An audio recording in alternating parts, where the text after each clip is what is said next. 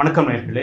கமல தொலைக்காட்சியில் பாதையும் பயணமும் நிகழ்ச்சிக்காக அன்பார்ந்த நேயர்களே, உங்களை அன்போடு வரவேற்பதில் மகிழ்ச்சி அடைகின்றேன். நேயர்களே, எனக்கு அருகில் புதுச்சேரி தமிழகத்தில் பிரசித்தி பெற்ற ஒரு ஆளுமை இங்கே அமர்ந்திருக்கின்றார். அவரை பல ஆண்டுகளாக நான் அறிவேன். இந்த நிகழ்ச்சிக்காக அவரை அன்போடு அழைத்த பொழுது இன்பகத்தோடு ஏற்றுக்கொண்ட வந்தமைக்காக நேயர்களை உங்கள் சார்பாக அன்பான நன்றிகளை அவருக்கு காணிக்கைக் கொள்ள ஆசைப்படுகின்றேன். இன்றைய சிறப்பு அழைப்பாளரை எப்படி நான் அறிமுகம் செய்து வைப்பது? அன்பிற்குரிய நேயர்களே, தோன்றின் புகழோடு தோன்றுக, தோன்றின் புகழோடு தோன்றுக அப்திலா, தோன்றலின் தோன்றாமை நன்று என்று 2000 ஆண்டுகளுக்கு முன்னால் பதிவு செய்திருக்கின்றார் மகான் திருவள்ளுவர். நீ பிறந்தாய் என்றால் உன்னுடைய பிறப்பாகப்பட்டது பெரிய ஒரு புகழ்ச்சிக்குரியதாக இருக்க வேண்டும். அந்த புகழ் என்பது எப்படி வரும் என்றால், நல்ல எண்ணங்களும் ஏழை எளிய மக்களுக்கு உதவ வேண்டும் என்ற எண்ணம் இருந்தாதான் புகழ் என்பது வரும். தோன்றின் புகழோடு தோன்றுக அப்திலா. அந்த புகழை நோக்கி நீ செல்லவில்லை என்றால், அதற்காக உழைக்கவில்லை என்றால், இந்த சமூக மேம்பாட்டிற்காக உன்னை நீ அர்ப்பணித்துக் கொள்ளவில்லை என்றால், அந்த புகழ் என்பது உனக்கு வராது. அப்படி என்றால் இந்த பிறப்பே உனக்கு தேவையில்லை என்கின்றான் மகான் திருவள்ளுவர். அன்பிற்குரிய சொந்தங்களே, இவரை பற்றி வராத நாளேடுகளே இல்லை என்று சொல்லலாம். இப்ப பல அரசியல்வாதிகளை, அமைச்சர் பெருமக்களை, சட்டமன்ற உறுப்பினர்களை நான் பார்த்திருக்கிறேன். 5 ஆண்டுகள் புகழ் வாய்ந்த ஒரு பொறுப்புல இருப்பாங்க. அந்த பதவிக்கு பிறகு பார்த்தீங்கன்னா அவர் எங்க இருக்கிறார், என்ன பணிகளில் இருக்கின்றார் என்று எவருக்குமே தெரியாது. ஆனால் இன்றைய நிகழ்ச்சியினுடைய சிறப்பு அழைப்பாளர், பாதையும் பயணமும் நிகழ்ச்சியினுடைய கதாநாயகன் ஐயா அவர்களை பார்க்கின்ற பொழுது தினம் ஊடகத்தில், தொலைக்காட்சி செய்திகளில், நாளேடுகளில், வார பத்திரிகைகளில், மாத பத்திரிகைகளில் அவர் இல்லாமல் ஒரு நாள் கூட ஒரு செய்தி இல்லாமல் பத்திரிகை இல்லை என்று சொல்லலாம். அந்த அளவுக்கு அந்த உழைப்பு உழைப்பு உழைப்பு தமிழ் சமூகத்திற்கான முன்னேற்றம் என்று தன்னை முழுமையாக அர்ப்பணித்துக் கொண்டு கள பணிகளில் இருப்பவர் தான் புதுச்சேரி தமிழ்ச் சங்கத்தினுடைய தலைவர், வணக்கத்திற்குரிய கலைமாமணி வி. முத்து. இந்த நிகழ்ச்சியினுடைய சிறப்பு அழைப்பாளர். அவரை கமல தொலைக்காட்சி சார்பாக அன்போடு வரவேற்று இந்த அற்புதமான ஒரு சிந்தனையாளரை, செயற்பாட்டாளரை, தமிழ் உணர்வாளரை கைபிடித்து அவரோடு ஒரு குழந்தையை போன்று, தந்தையை எப்படி மகன் கைபிடித்து கொண்டு வழிநடத்துவானோ அதே போல இந்த நிகழ்ச்சியினுடைய சிறப்பு அழைப்பாளருடைய கைகளை பிடித்து கொண்டு நான் இப்போ பயணமாக போகிறேன். இந்த மனிதர் யார், எங்கு பிறந்தார், பெற்ற தந்தை தாய் யார், எந்த நிறுவனங்களில் படித்திருக்கின்றார், அரசியல் அனுபவம் என்ன, இவர் பெற்ற விருதுகள் என்ன, வெளிநாட்டு பயணங்கள் என்ன, இவரை ஈர்த்திருக்கின்ற தமிழ் அறிஞர் பெருமக்கள், அரசியல் தலைவர்கள் குறித்தெல்லாம் நேர்களே பாதையும் பயணமும் நிகழ்ச்சியில் பேச இருக்கிறோம். உங்கள் சார்பாக, நேர்கள் சார்பாக இந்த நிகழ்ச்சியில காணொலியில் பார்த்து மகிழ்ந்து கொண்டிருக்கின்ற, உலகெங்கும் வாழ்ந்து கொண்டிருக்கின்ற தமிழ் மக்கள் சார்பாக நிகழ்ச்சியுடைய சிறப்பு அழைப்பாளரை அன்போடு வரவேற்று இது இன்றைய நிகழ்ச்சி உங்களுக்காக பேசலாம். சிறப்பு அழைப்பாளரோடு மகிழ்ச்சிங்க ஐயா. வணக்கம் ஐயா. இப்போ இந்த நிகழ்ச்சிக்கு சிலருக்கு முன்னாலுங்கய்யா, தமிழ்ச்சங்க தலைவர், கல்லூரி தாளாளர், கல்வி தந்தை, முனைவர் வே. முத்து என்றாலே எல்லாருக்குமே தெரியும் தமிழகம் புதுச்சேரியில். உங்களுடைய தாய் தந்தை அவர்கள் குறித்த செய்திகள். அனைவருக்கும் வணக்கம். நான் ஒன்றுபட்ட வடார்காடு மாவட்டத்தில் தெல்லார் என்ற கிராமத்தில் ஏறக்குறைய திண்டிவனத்துலேருந்து ஒரு 22 மைல்கள் ஒரு தூரம் உள்ள அந்த மிகச்சிறிய கிராமத்தில் தான் நான் பிறந்தேன். எங்கள் அப்பா பெயர் வெங்கடேசன், அம்மா பெயர் மன்னம்மாள். ஆனால் நான் பிறக்கும்போது சாதாரண ஒரு குடிசை வீட்டில் தான் அப்போ அந்த பிறக்கிற ஒரு சூழ்நிலை இருந்தது. அது ஓலை குடிசை வீட்டில் தான் நான் பிறந்தேன். மிகச்சிறிய ஒரு நடுத்தர குடும்பம் என்று கூட சொல்ல முடியாது. அதற்கு கீழே உள்ள மிக சாதாரண ஏழை எளிய ஒரு குடும்பத்தில் நான் பிறந்தவன். நான் அதுக்கு பிறந்த பிறகு அங்கேயே பிறந்து அந்த ஊரிலே படித்தேன். அந்த தெல்லார் என்ற கிராமத்தில் ஏற்கனவே 7ஆம் வகுப்பு வரை அங்கே படித்தேன். எங்கள் அப்பா அப்பொழுது ஒரு மளிகை கடை நடத்தி கொண்டிருந்தார், விவசாயம் பார்த்து கொண்டிருந்தார். விவசாயம் மற்றும் மளிகை ரெண்டும் பார்த்தாரு. அப்போ நான் 7ஆம் வகுப்பு வரை படித்து கொண்டிருந்தேன். அந்த 7ஆம் வகுப்பு பிறகு மேலே படிக்கணும் போது அந்த ஊரில் அதுக்கு மேலே படிக்கிறதுக்கு வாய்ப்பு இல்லை, வசதி வாய்ப்பு இல்லை. ஆனால் வெளியில் தான் போய் படிக்கணும். ஆனால் எங்கள் ஊர் பக்கத்தில் தேசூர் என்ற ஊர் ஒரு 5 மைல் தொலைவில் இருந்தது. நிறைய மாணவர்கள் அங்கே போய் படித்தாங்க, சைக்கிளில் போவாங்க, நடந்து போவாங்க. ஆனால் நான் அங்கே போகாமல் சென்னையில் போய் படிக்கணும்னு சொல்லிவிட்டு எங்கள் அப்பாவும் விரும்பினார், நானும் விரும்பினேன். எல்லாம் எங்கள் குடும்பத்தார் விரும்பினாங்க சென்னையில். ஏன்னா சென்னையில் எங்கள் உறவினர்லாம் இருக்காங்க, நிறைய இருக்காங்க. அதனால் நான் சென்னைக்கு போய் படிக்கிறது 7ஆம் வகுப்பு. பிறகு 8ஆம் வகுப்பு சென்னையில் போய் சென்னையில் இருக்கின்ற பச்சையப்பன் நடுநிலைப்பள்ளி, பச்சையப்பன் உயர்நிலைப்பள்ளி, பச்சையப்பன் கல்லூரி பள்ளி, இதில் 11ஆம் வகுப்பு 12 கிடையாது, 11ஆம் வகுப்பு வரை இதுவெல்லாம் பச்சையப்பா ட்ரஸ்ட் போர்டில் இருக்கிற இந்த 3 கல்வி நிறுவனங்களையும் சென்னையில் இருக்கிற பூக்கடை என்று சொல்லக்கூடிய பிராட்வே அந்த பேருந்து நிலையம் திகைத்தாமல் இருக்கிற மேலே பச்சையப்பன் இருக்கும். அந்த பச்சையப்பன் பள்ளியில் தான் நான் படித்தேன். ஒரு காலத்தில் அது பச்சையப்பன் கல்லூரியாக இருந்தது. அந்த பச்சையப்பன் கல்லூரி சென்னையில் இருக்கிற சேத்பேட் அமைஞ்சிக்கரை பகுதிக்கு மாற்றம் செய்யப்பட்ட போது அது பச்சையப்பன் உயர்நிலைப்பள்ளி, மேல்நிலைப்பள்ளி, பச்சையப்பன் காலேஜ் ஸ்கூல் என்று சொல்லக்கூடிய கல்லூரி பள்ளியாக தொடர்ந்து செயல்பட்டு வந்து அதற்கு பிறகு நாங்கள் 11ஆம் வகுப்பு படித்தோம். என்ன சிறப்புனா, நான் 11ஆம் வகுப்பு படிக்கும்போது அப்போது தமிழ்நாட்டில் 10வது 12ஆம் வகுப்புன்றலாம் 11ஆம் வகுப்பு தான். அதுக்கு பிறகு உயர்கல்வி. இந்த 11ஆம் வகுப்பு நான் படிக்கும்பொழுது நான் தமிழகத்தில் அந்த காலகட்டத்தில் தமிழகத்தில் இருக்கிற பள்ளிக்கூடங்கள் இருக்கின்ற படிப்பு அதிக மதிப்பெண்கள் பெற்ற மாணவர்களை நான் முதல் மாணவராக தேர்வு செய்யப்பட்டேன். ஏன்னா சில பேர் சொல்லுவாங்க நான் இப்படி வந்தேன், ஆனால் அதுக்கு உண்டான அத்தாட்சி, அதுக்குண்டான சான்று என்கிட்ட இருக்குது. ஏன்னா நான் முதல் மாணவராக இந்த தமிழ்நாட்டில் தேர்வு செய்யப்பட்ட காரணத்தால் எனக்கு பச்சையப்பன் கல்லூரியிலே நடைபெற்ற அந்த ஆண்டு விழாவில் ஒரு தங்கப்பதக்கம் வழங்கப்பட்டது. அந்த தங்கப்பதக்கம் யார் பெயரால் வழங்கப்பட்டனா, பூவை கிருஷ்ணசாமி முதலார் தங்கப்பதக்கம்னு பேர். அதுக்கு பூவைனா பூந்தமல்லி, பூவிருந்தமல்லி கிருஷ்ணசாமி முதலாடைய அவர் கூட 1 சவரன் எடையுள்ள அந்த தங்கப்பதக்கம் அப்பொழுது எனக்கு வழங்கப்பட்டது. அது அப்பொழுது வழங்கியவர் யாருன்னு சொன்னால், இப்போல்லாம் நம்ம அங்கே ஆளுநர், கவர்னர்னு சொல்கிறோம். ஆளுநர் எல்லா மாநிலத்தையும் அப்போ இருந்தாங்க. ஆனால் தமிழ்நாட்டில் வழங்கப்பட்ட அந்த தங்கப்பதக்கம் எனக்கு பஞ்சாப் மாநில ஆளுநராக இருந்த பாவாட்டே என்ற ஆளுநர், அப்போ பாவாட்டே என்ற ஆளுநர் தான் அந்த தங்கப்பதக்கத்தை எனக்கு வழங்கினார். அது வழங்கிய போது நான் இன்னும் அந்த தங்கப்பதக்கத்தை பத்திரமா வச்சுருக்கேன். வேணும்னா கூட இப்போ வீட்டில் இருக்குது, தெரிஞ்சு நான் எடுத்து வந்திருப்பேன். ஆனால் இன்னும் பத்திரம் மாணவர்கிட்ட நான் ஏதாவது சிறப்பு நிகழ்ச்சினா, மாணவர் சிறப்பாக கல்வி பயிலும் வேண்டும் என்ற நிகழ்ச்சியாக இருந்தால் நான் போய் மாணவர்கிட்ட காட்டுவேன். இது மாதிரி நான் அதில் என்னென்னா எல்லோரும் தங்கப்பதக்கம் கடையில் கூட வாங்கி வந்துடலாம். ஆனால் தங்கப்பதக்கத்தில் அதாவது பச்சையப்பன் மேலே எழுதியிருக்கும். அதை அச்சு மாதிரி அதை கிரேவிங் பண்ணியிருப்பாங்க. அதுக்கு பதிலாக அந்த பச்சையப்பன் அந்த பள்ளிக்கூடத்துடைய அந்த முகப்பு தூண் இருக்கும், அமைப்பு இருக்கும். அதுக்கு கீழே வி முத்து 11th ஸ்டாண்டர்ட் அப்படின்னு இருக்கும். அதுக்கு பின்பக்கத்தில் ஃபஸ்ட்டு ரேங்க் அப்படின்னு இருக்கும், ஆங்கிலத்தில் இருக்கும். ஆகவே இது வி முத்துன்னு இங்கிலீஷில் தான் இருக்கும். எம்ப்ராய்டரி கிரேவிங் பண்ணியிருப்பாங்க. அது எழுத்து இன்னும் அந்த எழுத்து அழியாமல் இருக்குது. அதை நான் பத்திரமா பாதுகாத்து வச்சுருக்கேன்.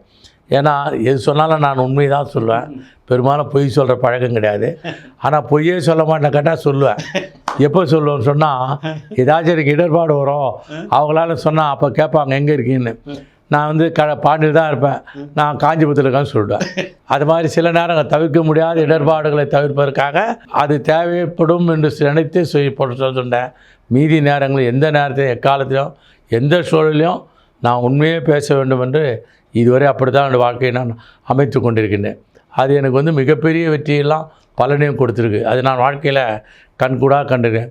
அதுக்கு பிறகு நான் பச்சையப்பன் கல்லூரியில் பியூசி புகுமுக படித்தேன். பச்சையப்பன்களில் புகுமுக படிக்கும்போது அப்போ அந்த எல்லா சப்ஜெக்ட்டு நிறைய நேரம் வரும்.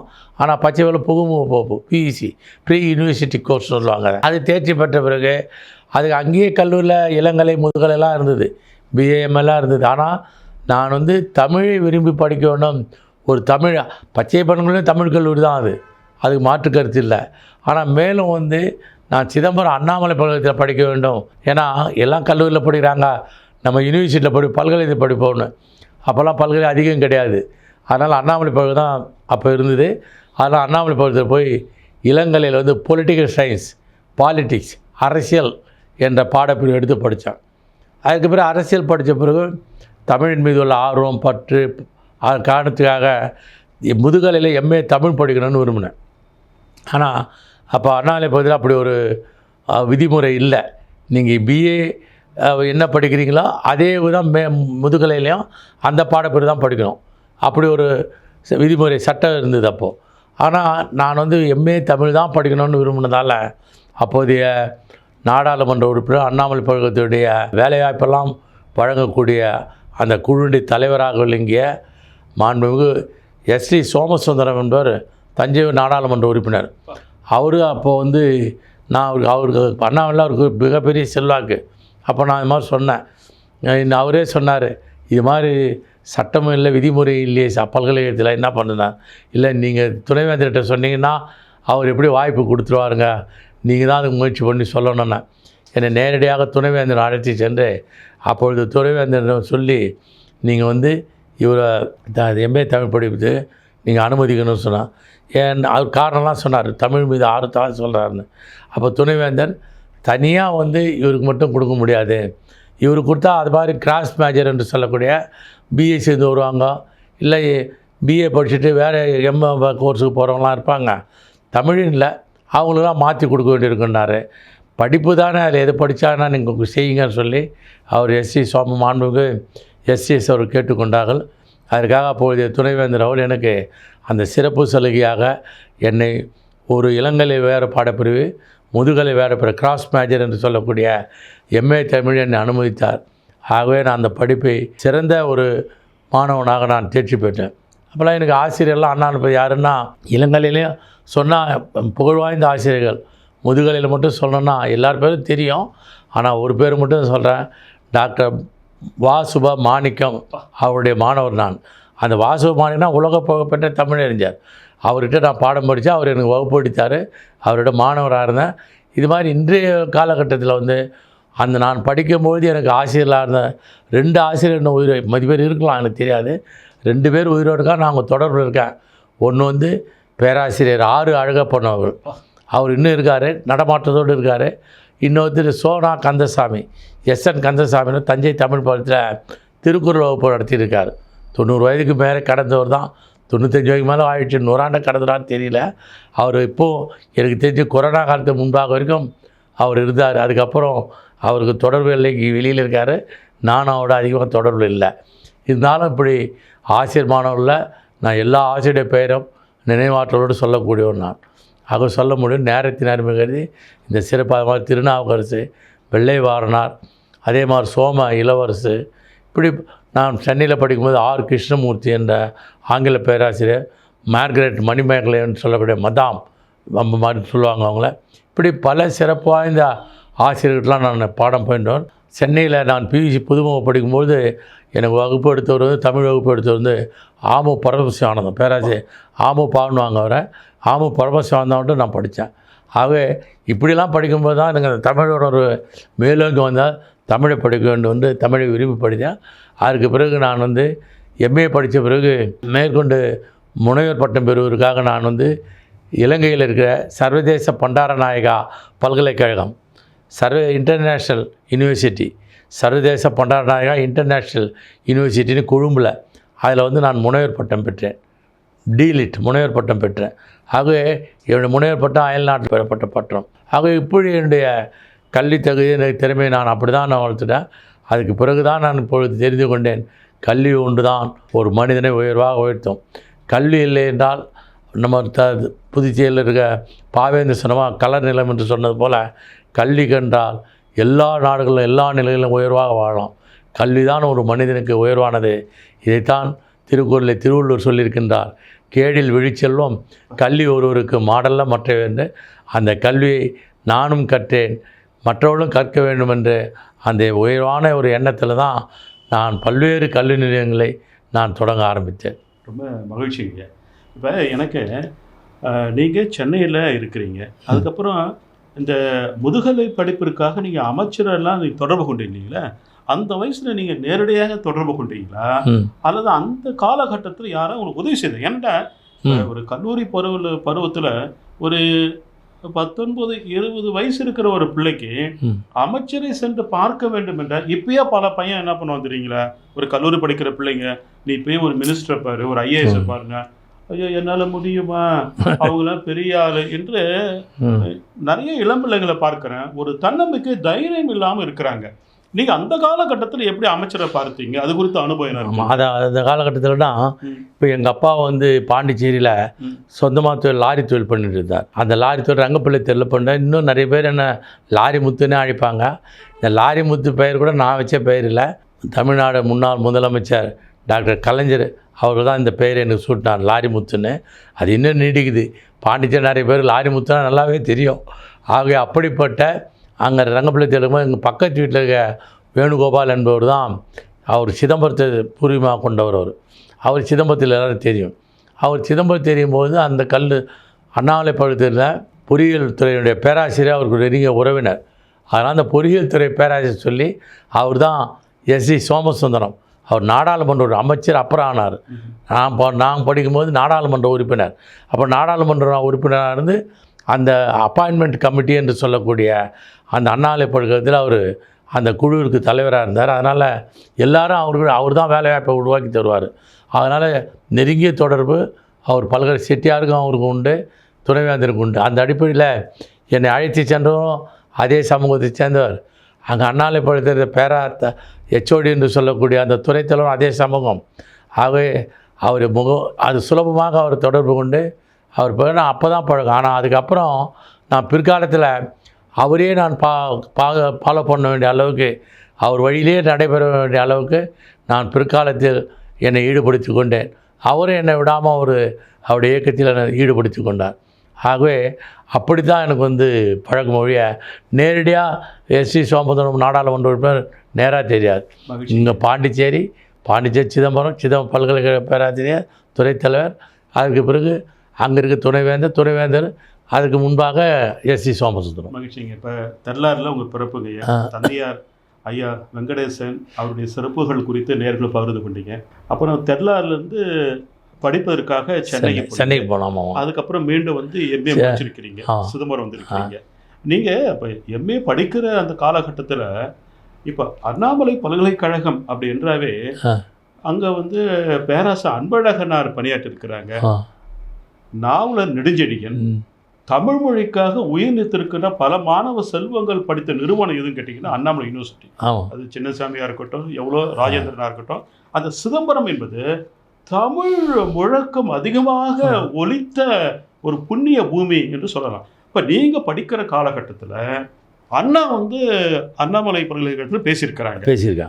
நீங்கள் படிக்கிற காலகட்டத்தில் இது போன்ற எதனா ஒரு நீங்கள் பார்த்து வேந்திருக்கின்ற அண்ணாவனுடைய பேச்சு, அன்பழகனாருடைய பேச்சு, நெடுஞ்செழியனுடைய ஆளுமை, அதுபோல் வாழ்க்கையில் மறக்க முடியாத எதனா ஒரு சம்பவம் உங்கள் வாழ்க்கையில் இருக்குல்ல?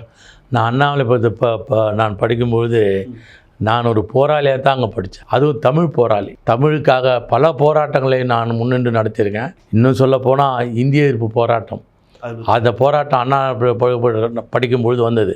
அந்த இந்திய எதிர்ப்போட முன்னின்று நடத்தினோம். அப்போ தான் அந்த மாணவர் ராஜேந்திரன், எனக்கு அந்த குண்டுபடிப்பட்டு எரிந்து போன மாணவர் ராஜேந்திரனும் அந்த பல்கலைக்கழகத்தை படித்தவர் தான். அப்போது திராவிட மாணவர் முன்னேற்ற கழகத்தில் நான் என்னை நினைத்து கொண்டு தீவிரமாக நான் மாணவர் அமைப்பில் ஈடுபட்டு பல போராட்டங்கள் நடத்துவேன். அப்போ இந்திய போராட்டம் பொழுது அப்போது தான் நாங்கள் மாணவர்களுடைய உணர்ச்சிகளை தூண்டும் விதமாக மாணவர் இந்த போராட்டத்தில் அளவுக்கு அதிகமாக ஆர்வத்தோடு பங்கேற்க வேண்டும் என்ற நோக்கத்துக்காக தான் நான் அப்போவே எனக்கு கவிதை அவ்வளோ எழுத வராது. இருந்தாலும் அந்த காலகட்டத்தில் என்னால் முடிந்த அளவுக்கு நான் எழுதிய ஒரு கவிதை என்னன்னு சொன்னால், சிந்துகின்ற செங்குருதி செந்தமிழ் வாழத்தான் என்றால் இந்த செந்தமிழ் நாடே சிவப்பாகட்டும் என்று சொல்லி ஒரு கவிதை எழுதி அதை வால் போஸ்டரும் கையை பிரதியாக அடித்து மாணவர்கிட்ட அங்கங்கே ஒட்டப்பட்டு அதன் மூலமாக எழுச்சி கண்டு மாணவர் போராட்டத்தில் ஈடுபட்டோம். பல துப்பாக்கி சூடுகளை சந்தித்தோம், பல இன்னல்களை சந்தித்தோம். என்னை கல்லூரி விடுதிக்குள்ளே வரக்கூடாது என்று அப்பொழுது தடை விதிக்கப்பட்டது. ஆனால் அதையெல்லாம் மீறி தான் நான் படித்துவிட்டு நான் என்னுடைய வாழ்க்கையை நான் நெறிவுபடுத்தினேன். அப்போது எனக்கு முன்பாக பயின்றவர்கள் தான் நாவலர் நெடுஞ்செழியன், பேராசிரியர் அன்பழகன், அதே போன்று கே.ஏ. மதியழகன் அவெல்லாம் எனக்கு முன்னாடி படித்தவங்க தான். ஆனால் அண்ணா அவர்கள் அண்ணா அவர்களை அப்பொழுது அழைத்து வந்த பெருமை வந்து இப்பொழுது உயிரோடு இருக்கின்ற 100 வயதை கடந்த வி சாமிநாதன், மாண்புமிகு சாமிநாதன் அவர்கள் இப்போ 100 வயசு கடந்துட்டார் போன சனிக்கிழமை. அவர் தான் அவரை அழைச்சிட்டு வந்தார். அப்போ பேசும்பொழுது அண்ணா அங்கே உரையாற்றினார். அப்போ வந்து அண்ணாவுக்கு ஒரு டாக்டர் பட்டம் கொடுக்கறது ஒரு அண்ணாவில் போய் முடிவெடுத்தாங்க. டாக்டர் பட்டம் கொடுக்கும்பொழுது நம்ம இங்கே நம்ம இப்போல்லாம் எப்படின்னா டாக்டர் பட்டம் காசு கொடுத்தா கொடுத்துட்றாங்க. நானே டாக்டர் பட்டம் எத்தனையோ பேருக்கு அழைத்து சென்னையிலேயே எங்கள் ஊரில் கொடுக்க சொல்கிறாங்க. நானும் கொடுத்தது தான் தப்புன்னு எனக்கு தெரியும். எனக்கும் வேறு வழி தெரியல. ஏன்னா நீதி அரசெல்லாம் வராங்க, ஓய்வு பெற்ற நீதிபதி வராங்க, ஓய்வு பெற்ற காவல்துறையெல்லாம் வராங்க, என்னையும் கூப்பிட்றாங்க. நானும் போய் கொடுத்துக்கிட்டு தான் இருக்கேன். ஆனால் கேட்டால் முனைவன்றாங்க. அப்போ படித்தே இருக்க மாட்டான், முனைவர் பட்டம் போட்டுக்கிறான். அதை ஒன்றும் நம்ம தடுக்க முடியாது. ஏன்னா இன்னும் பாண்டிச்சேரியில் ஒரு புதிய அற்புதமான ஒரு செய்தி என்னென்னா, நீங்கள் இந்திரா காந்தி சிலை சதுக்கம், இந்திரா காந்தி சதுக்கம், ராஜீவ்காந்தி சதுக்கம், அது இன்றைக்கி போனாலும் நீங்கள் பார்க்கலாம். அங்கே ஒரு விளம்பரம் வச்சுருப்பான், நீங்கள் எதுவுமே படிக்கவில்லையா, நீங்கள் வந்து எஸ்எஸ்சி தேர்வு இல்லை +2 தேர்வு இல்லைன்னா முதுகலையில் இளங்கலை தேர்ச்சி பெறலான்னு ஒரு விளம்பரம் இருக்கும். நீங்களாம் எதுவுமே படிக்கல, அவன் ஏன் போய் இதெல்லாம் படிக்கணும், அவன் தான் ஒன்றுமே படிக்கலை, அப்படியே ஒரு விளம்பரம் வருது. இப்போ போனால் கூட நீங்கள் பார்க்கலாம், நீங்கள் எதுவுமே படிக்கவில்லையா, நீங்கள் வந்து +2 தேர்ச்சி பெறலாம் அப்படின்னு இருக்கும். ஆக எதுக்கு சொல்கிறேன்னு சொன்னால், முறையாக அப்போ வந்து படித்த பொழுது அண்ணா வந்து அழைத்து அப்போ அந்த பட்டம் எப்படி யாருக்கு கொடுக்க வேண்டும், அவருக்கு என்ன பட்டம் கொடுக்கலாம். எப்போவுமே ஒரு கல்லூரியில் ஒரு பல்கலைக்கழகத்தை பட்டம் கொடுத்தாங்கன்னா அந்த பட்டம் அந்த குழு கூடி செனட் சிண்டிகேட்டு கூடி அந்த வாசகங்களை வந்து அதில் முடிவு பண்ணுவாங்க. எனக்கு நல்லா நினைவாற்றல் இருக்குது. நான் படிக்கிற 2ஆம் ஆண்டு படிக்கும்பொழுது இளங்கல்ல அப்போ தான் அந்த பட்டம் பேர் அண்ணாவுக்கு வழங்கப்பட்டது. 1ஆண்டு படிப்பு அப்போ தான் அந்த குழு தான் சொன்னால், Kanchipuram Natarajan Annadurai is a thinker, is a writer, is a philosopher and is beloved son of Tamilakam today. பேரறிஞர் அண்ணா அவர்கள் ஒரு எழுத்தாளர், ஒரு சிந்தனையாளர், ஒரு பேச்சாளர். அது மட்டுமல்ல நண்பர்களே, இன்றைய தமிழகம் விரும்புகின்ற தலைமகன். அப்போ அவர் முதலமைச்சர். இன்றைய தமிழகம் விரும்புகின்ற தலைமகன். தமிழ் அவ்வளோ தமிழகத்தில் விரும்புகின்ற ஒட்டுமொத்த தமிழர்கள் விரும்புகின்ற ஒரு தலைமகன் என்று சொல்லி தான் அந்த பட்டம் அண்ணாவுக்கு வழங்கப்பட்டது. ஆக இப்படி அண்ணாவை பற்றி சொல்லலாம், எவ்வளோ சொல்லலாம். அண்ணா வந்து ஒரு அடுக்குமொழி பேச்சாளர், பட்ட அறிவுபூர்வமான பேச்சாளர். ஒரு முறை சட்டமன்றத்தில் வந்து அண்ணாவை பற்றி பேசும்பொழுது நிறைய பத்திரிகை கிசு எழுதினாங்க. இப்போ நமக்கு தெரியுது கிசுனா அவங்களுக்கு நான் தெரியும். பத்திரில் அவங்களுக்கு பின்புலத்தை கேலி பண்ணி எழுதுவது. அப்போ தான் அண்ணாவுக்கும் நடிகை பானுமதிக்கும் ஏதோ தொடர்பு இருக்கா மாதிரி ஒரு 10 ஆனால் எழுதிடுச்சு, பத்திரிகை எழுதினாங்க. ஆனால் உண்மையிலேயே அண்ணா அப்படிப்பட்டவர் அல்ல. அவர் நேர்மையானவர். அண்ணாவை பற்றி சொல்லணும்னா அவருக்கு அந்த சிந்தனையே கிடையாது. ஆனால் பத்திரிகை இப்படி எழுதுறாங்கும்போது அப்போ தான் அண்ணா கேட்டாங்க எல்லாரும், நீங்கள் வந்து இது மாதிரி பத்திரிகை இதுக்கு என்ன பதில் சொல்லிருக்கு நிருபலாம் கேட்கும்போது அண்ணா சொன்னார், அதான் அவருடைய பாணியில் சொன்னார். அதாவது திரைப்பட தாரகை நடிகை பானுமதி படிதாண்டா பத்திரிகையும் அல்ல, இந்த அண்ணாதுரை முற்றும் துறந்த முனிவரும் அல்ல அப்படின்ட்டார். அதுக்கப்புறம் யாரும் கேள்வியே கேட்கல. ஏன்னா இதில் என்ன ஒரு பேருக்கு சில புரிஞ்சவங்களும் புரியும், புரியாலும் புரியாது. ஆனால் மேற்கொண்டு கேள்வி எழவில்லை. அப்படி பல செய்திகளை அவரை பற்றி அண்ணாவை பற்றி தான் நான் மணிக்கணக்காக அவரை பற்றி சொல்லுவேன். ஏன்னா நான் அண்ணாவுடைய அந்த பேச்சால் ஈர்க்கப்பட்டு அதனால் நான் தமிழ் உணர்வு மேலோங்கி இருப்போம். நான் அண்ணாவை என்னுடைய மானசீக தலைவராக அன்று முதல் இன்று வரை நான் ஏற்றுக்கொண்டிருப்பேன். அதற்கு பிறகு வந்து அவருக்கு பிறகு கலைஞருக்கு பிறகு புரட்சி தலைவர் எம்ஜிஆர். இப்படி இவரோடு எனக்கு நான் பழகி இருக்கின்றேன். புரட்சி நடிகர் எம்ஜிஆர் கூட ஒரு நாள் அவரோட என்னை வச்சு என்னோடு இருக்க சொல்லி அவர் சென்னையில் ஆற்காடு முதலி தெருவில் அவருடைய அலுவலகத்திலேருந்து காலையில் 6 மணிக்கு வர சொன்னார். இரவு 1 மணி வரைக்கும் அவரோடு நான் இருந்தேன். அப்போ ஒருதாய் மக்கள் படப்பிடிப்பு விஜயவாகனி ஸ்டுடியோவில் அந்த படப்பிடிப்பை நான் அழைச்சிட்டு போகிறேன். அதுக்கப்புறம் தான் நான் அந்த முடிஞ்ச பிறகு அன்றைக்கி நான் இங்கே ஓட்டையில் எங்கள் வீட்டிலேருந்து போகும்போது நான் பஸ்ஸில் தான் போனேன். இரவு 1 மணி ஆகிடுச்சு, நீங்கள் எப்படி போவீங்க வீட்டுக்குன்னாரு. நான் ஏதாச்சும் ஆட்டோ பிடிச்சி போயிடுங்க அப்படின்னு சொன்னேன். இல்லை என்னுடைய கார்லேயே போங்கன்னு சொல்லி அவருடைய எம்ஜிஆருடைய பம்பாச வண்டியில் அமிச்சார். அந்த கார் என்ன கூட இன்னும் ஞாபகம் இருக்குது, 4777 என்ற எண்ணுள்ள அந்த வண்டியில் தான் அமிச்சார். ஏன் சார் அதுக்கப்புறம் தான் அடுத்த வாரம் ஆனந்த விகடன்ற பற்றியில் என்ன ஒரு கட்டுரை எழுத சொன்னாங்க. நீங்கள் எம்ஜிஆரை பார்த்தீங்க, மாணவர் பருவத்திலேருந்து வந்திருக்கீங்க, அப்படி சொன்னேன். அப்போ தான் நான் கட்டுரை எழுதினேன். அப்போலாம் அவர் புரட்சி தலைவர் இல்லை, புரட்சி நடிகர் தான். புரட்சி நடிகருடன் ஒரு நாள் அப்படியே தலைப்பில் எழுதினேன். அது நிறைய வரவேற்பு பெற்றது. ஆனால் இதெல்லாம் அந்த குறிப்பெல்லாம் எங்கள் ஊரில் தெல்லாரில் வச்சேன். அதை வந்து அது என்னால் கொண்டு வர முடியல. அது அந்த கிராமத்தில் சிறிய ஊரில் அது கோலை வீட்டில் அது பாதுகாப்பாக என்னால் வச்சுருக்க முடியல. கொஞ்சம் இருந்தது, கொஞ்சம் காணாமல் போயிடுச்சு, கொஞ்சம் அழிந்து விட்டது. ஆனால் இருந்தாலும் இப்படி எனக்கு தமிழோடலாம் மேலோங்கிறதுக்கு பெரிய அண்ணாவும் ஒரு காரணம். ரொம்ப எனக்கு ரொம்ப பெருமையாக இருக்குங்க. ஏன்னா பல ஆண்டுகளாக நான் உங்களை அறிவேன். ஆனால் அண்ணாவோட நீங்கள் பழகியிருக்கிறீங்க. தமிழகத்தினுடைய புகழ்வாய்ந்த முன்னாள் முதலமைச்சர், மிகப்பெரிய பாரத ரத்னா விருதினை பெற்றிருக்கின்ற தமிழகத்தை சேர்ந்த ஐயா எம்ஜிஆர் அவரோட ஒரு நாள் முழுக்க பயணம் செய்திருக்கின்றாங்க. அவங்க தனது சொந்த காரை இவங்களுக்கு கொடுத்து வீட்டுக்கு போய் சென்று சேரு தம்பி என்று எண்ணற்ற வரலாற்று ரீதியான பல சம்பவங்களை தன்னகத்தை கொண்டு இருப்பவர் தான் நிகழ்ச்சியுடைய சிறப்பழைப்பு. ரொம்ப வேப்பாக இருக்குங்க. எல்லாம் இப்போ நீங்கள் இப்போ தெல்லாறு, சென்னை, அப்புறம் அண்ணாமலை பல்கலைக்கழகம், அதுக்கப்புறம் முதுகலை படிப்பு முடிச்சிட்டிங்க. இதற்கு நடுவில் வந்து உங்களை வந்து திராவிட இயக்க பெரியவர்கள் பலருடைய பேச்சு வந்து உங்கள் வாழ்க்கையில் பெரிய ஒரு தாக்கம், மாற்றத்தை ஏற்படுத்தி இருக்கிறது. இது ஒரு பகுதிங்கய்யா. உங்களுடைய எம்ஏ படிப்பிற்கு பிறகு அடுத்த கட்டம் எதை நோக்கி நீங்கள் பயணிச்சிங்க? அதுக்கு இடையில் அண்ணாமலை பற்றி சொல்லிட்டு வந்துடுறேன். அண்ணாமலை பற்றி ராஜேந்திர சிலை கூட அந்த நிறுவப்பட்டது நான் தான் முதல் காரணம். மொழிப்போர் தியாகி. ஏன்னா நான் வந்து அப்பொழுது வந்து இந்தி எதிர்ப்பு குழு தலைவராக நான் இருந்தேன். அப்போ மாணவர் தலைவராக இருந்தேன். அது 65. ஆமாம், 67 அதுக்கு பிறகு 7க்கு பிறகு 67க்கு பிறகு 68 பண்ணது. ஆகவே 67 நடந்தது. சிலை வச்சுது 68 அப்போது அந்த சிலையை நிறுவுவதற்கு முழு ஒத்துழைப்பு, முழு பண உதவி செய்தலாம் யாருன்னா இப்போ புரட்சி நடிகர் எம்ஜிஆர் தான். ஆனால் அவர் அந்த சிலை திறப்புவிழாகும் போது அதை எப்படி யார் திறந்ததுன்னு சொன்னால், அவர் கலைஞர் முதல்ல திறந்து வைத்தார். மாணவன் டாக்டர் கலைஞர் அவர்கள் சிலையை திறந்துட்டாங்க. அதுக்கு அடுத்தது அவருக்கு பண முடிப்பு இப்போ வழங்குறதுக்குன்னு சொல்லிட்டு பெற்றோர்களுக்குன்னு சொன்னாங்க. ராஜேந்திரனுடைய பெற்றோர்கள் அவங்க அந்த பக்கம் அந்த புதுக்கோட்டை மாவட்டத்தை சேர்ந்தவங்க. அவங்க அப்போது வந்து அவங்களுக்கு பண முடிப்பு கொடுக்குறா எவ்வளோ கொடுக்குதுன்னு சொன்னோன்னே நாங்கள் சொன்னோம் புரட்சி நடிகரை. அப்பொழுது சட்டப்பேரவைத் தலைவராக இருந்த மாண்புமிகு ராஜாராம் அவர்களும், வி சாமிநாதன் அவர்களும், எஸ்சி சோமசுந்தரம் அவர்களும் எங்களை அழைச்சிட்டு போனாங்க அவர்கிட்ட, எம்ஜிஆர்கிட்ட. அப்போ வந்து கேட்டாங்க, நான் மாணவர்களாக இருந்தோம், நீங்கள் பண முடிப்பு கொடுக்கணும், என்ன எப்படி உனக்கு வந்ததுன்னு கேட்டார். நானும் என் கூட 4-5 மாணவர்கள் போனோம்.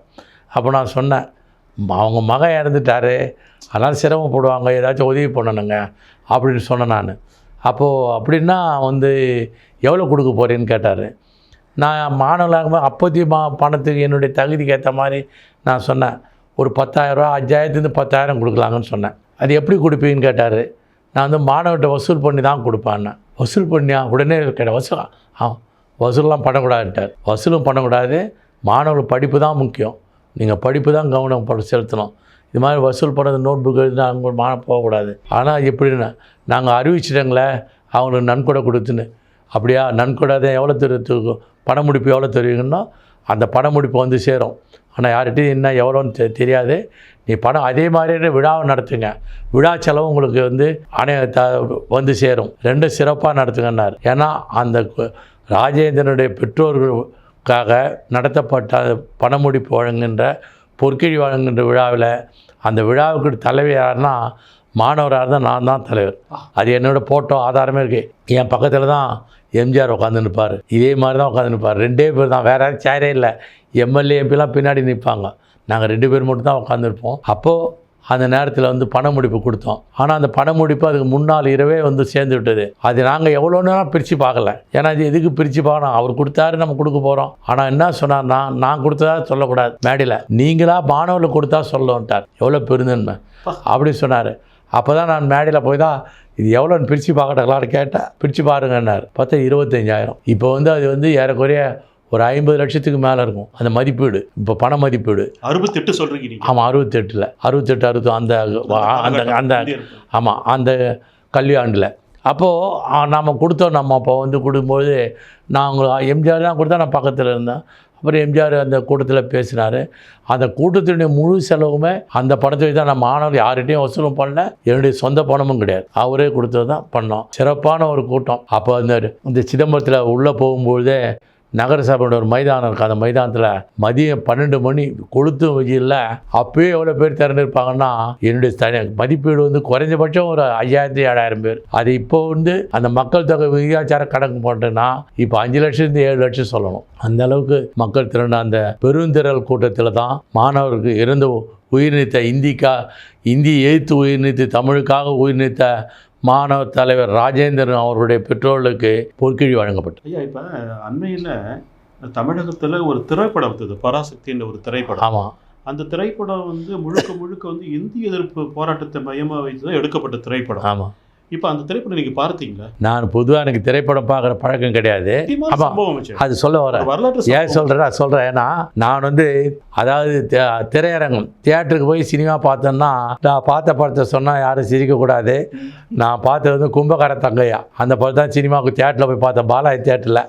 அது கூட என் நண்பர் உங்களுக்கு தெரியும், நம்ம குண்டு பாஸ்கர், அவன் தான் தொல்லைப்படி ஒரு பொங்கலில் மாட்டு காணும் பொங்கல் இட்டு போனான். என்ன இட்டுமே அந்த படத்தை பார்த்தோம். ஆனால் அதுக்கப்புறம் நிறைய படங்கள் பார்த்துருக்கேன், தொலைக்காட்சியை பார்ப்பேன். நீங்களாம் தியேட்டருக்கு போனால் பொதுமக்கள் வந்து ஒரு 2.5 மணி நேரம் 3 மணி நேரம் படம் பார்ப்பீங்க. ஆனால் நான் வந்து படம் பார்க்குறேன்னா எனக்கு 3 வாரம் 4 வாரம் கூட ஆகும். ஏன்னா நேரம் கிடைக்கும் போது 15 நிமிஷம் 10 நிமிஷம் பார்த்து அப்புறம் முழுக்க பார்ப்பேன், அதை முடிப்பேன். அது மாதிரி அதுக்கப்புறம் வந்து திரைப்படத்தில் வந்து இந்த ஆர்வமாக, ஏன்னா இந்திய போராட்டம் பல்கலைக்கழகம் காட்டுறாங்க அப்படின்னு சொல்லி கேள்விப்பட்டோன்னே அதுக்கும் ஒரு சரி அதை தியேட்டர் அரங்கத்தில் போய் பார்க்கணுன்னு திரையரங்கத்துக்கு போனேன். அந்த திரையரங்கத்தில் 2 தியேட்டர் இருக்கா அவ்வளோ இருக்குது, மேலே ஒன்று கீழே ஒன்றுன்னு. என்னை அழைச்சிட்டு போனவொடனே ஒரு தியேட்டரில் உட்கார வச்சிட்டாரு. அங்கே போய் உட்காந்து பார்த்தா ஜீவா படம் ஓடுது. நான் என்னங்க இது பராசக்தி இன்றைக்கி ஜீவா படம் ஓடுதேடா. இல்லை வரும்னாரு. எங்கே வரும், ஜீவா பேசலாம், வேறு யாரும் வராங்களேன்னா. அப்புறம் தான் பார்த்தா, ஆனால் அந்த இருக்கைக்கு நான் பதிவு பண்ண எனக்காக அவர் தான் டிக்கெட்லாம் வாங்கிட்டு வந்தார். அந்த எண்ணில் யாரும் வந்து இது என் இடம்னு சொல்லி வரல. அதே எண்ணு, அதாவது ஏ வரிசையில் 7 8 9 எங்கள் இருக்கை, இந்த 3லேயும் யாரும் வரல. அப்புறம் பார்த்தோன்னா ஒன்று அவர் வெளில போய் கேட்டோன்னா அது மேலே இருக்க தியேட்டருங்க, நீங்கள் இது இல்லைங்க அந்த தியேட்டர் இப்போ போகணுங்கண்ணா. அப்புறம் ஒன்று மேலே போனாங்களோ 10 நிமிஷம் படம் போயிடுச்சு. ஆனால் போனாலும் பரவாயில்ல, நான் அண்ணாமலை பார்த்த எந்த பல்கலைக்கழக அந்த அட்மினிஸ்ட்ரேட்டிவ் பிளாக் என்று சொல்லக்கூடிய அந்த இதில் எங்கே போராட்டம் நடத்தும் அந்த போராட்ட களம், அதில் படம் எடுத்திருக்காங்க.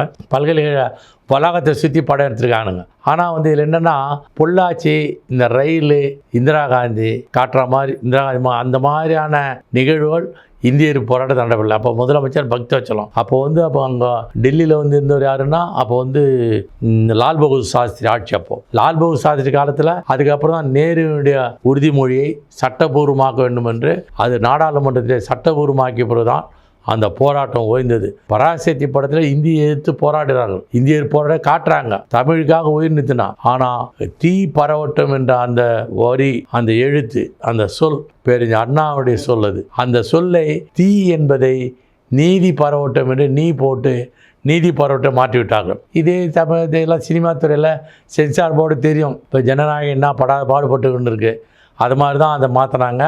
ஆனால் இருந்தாலும் அது ஒரு வெற்றி படம் தான், உணவுபூர்வமான படம், தமிழர்களுக்கு உணர்ச்சி பூர்வமான படம், தமிழர்களுக்கு தமிழ் மாணவர்களுக்கு அறிவுபூர்வமான மொழியை போதிக்கின்ற ஒரு படமாக நான் கருதுகின்றேன்.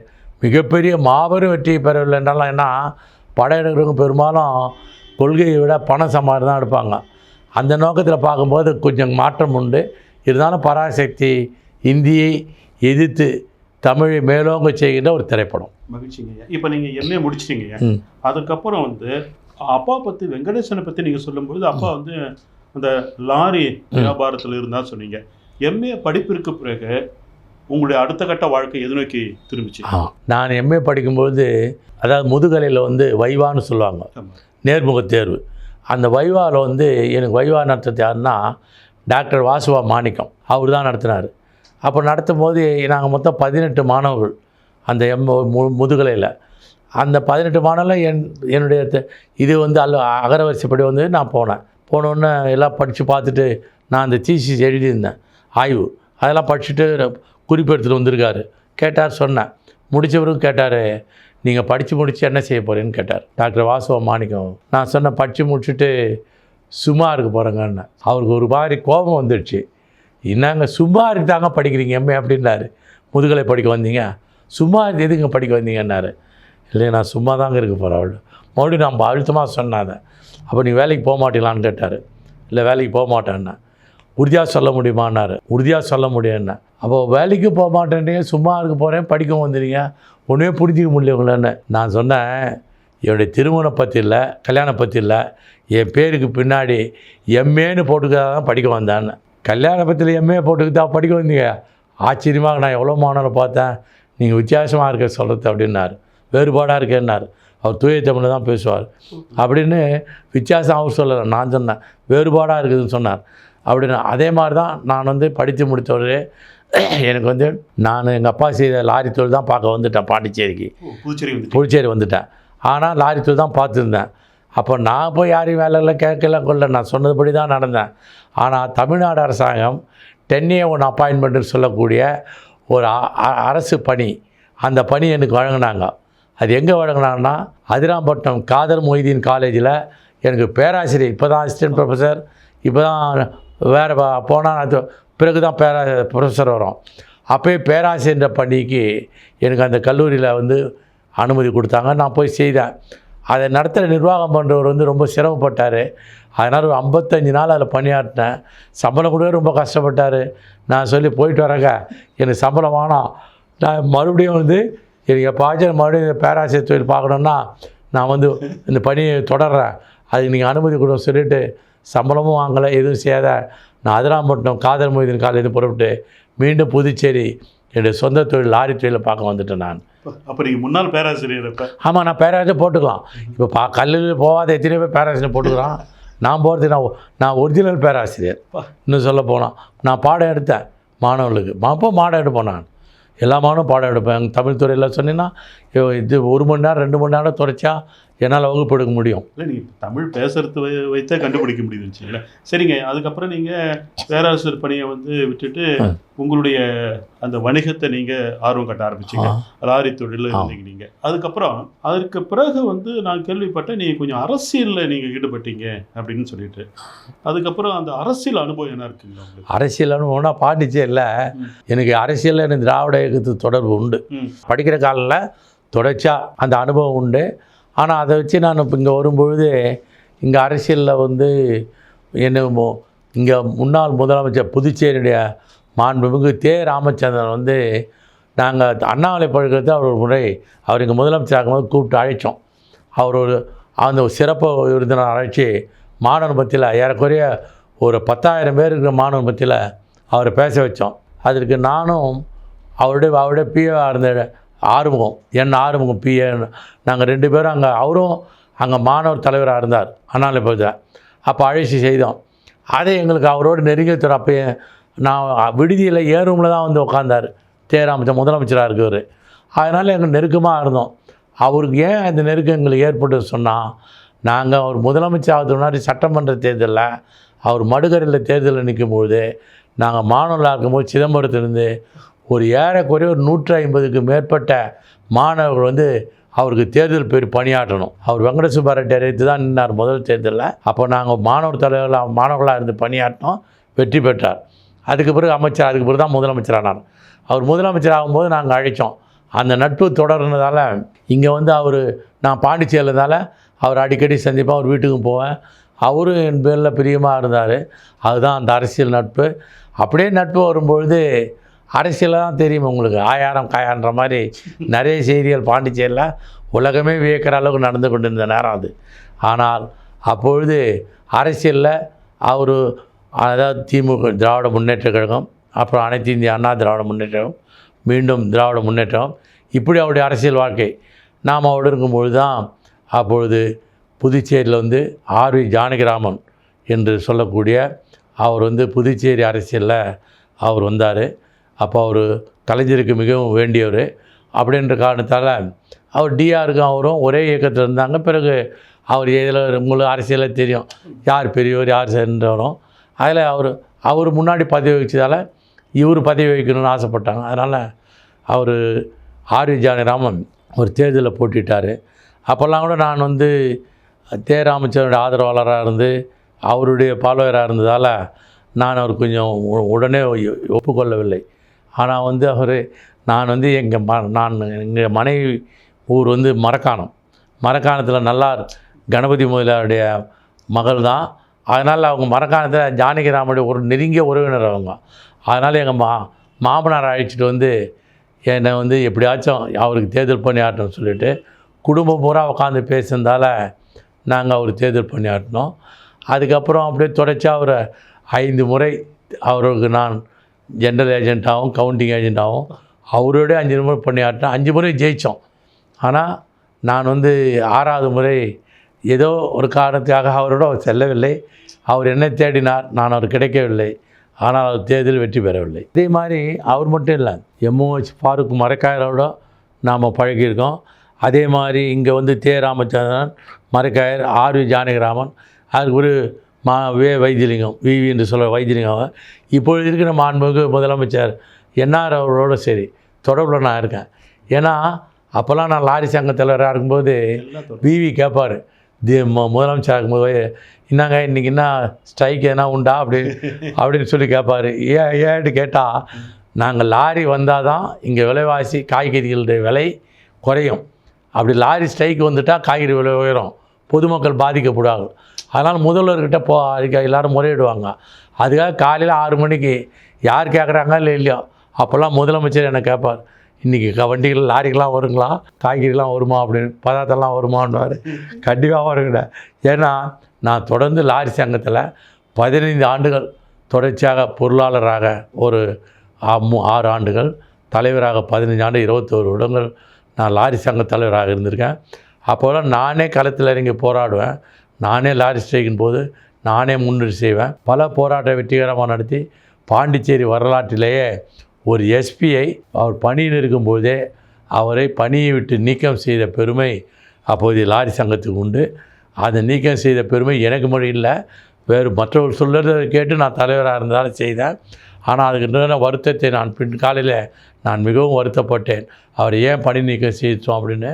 ஆகவே அப்படிப்பட்ட சூழலாம் அங்கே இருந்தது.